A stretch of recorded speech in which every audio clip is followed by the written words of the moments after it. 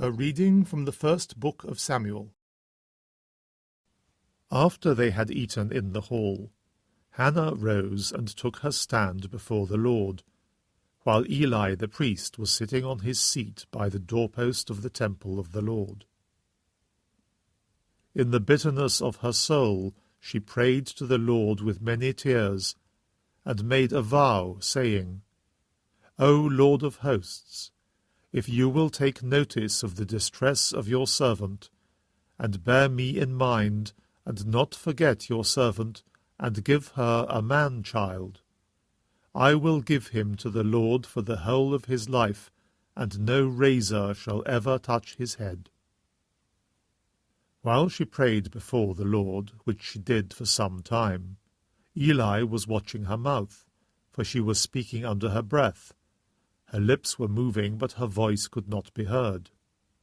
He therefore supposed that she was drunk, and said to her, How long are you going to be in this drunken state? Rid yourself of your wine.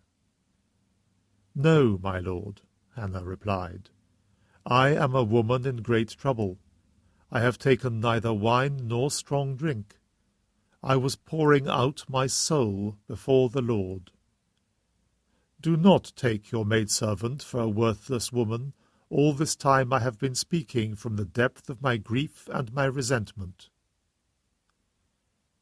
Then Eli answered her, Go in peace, he said, and may the God of Israel grant what you have asked of him. And she said, May your maidservant find favor in your sight. And with that the woman went away. She returned to the hall, and ate, and was dejected no longer.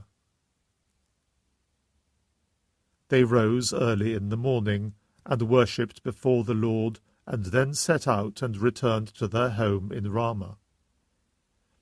Elkanah had intercourse with Hannah his wife, and the Lord was mindful of her. She conceived, and gave birth to a son, and called him Samuel, since, she said, I asked the Lord for him.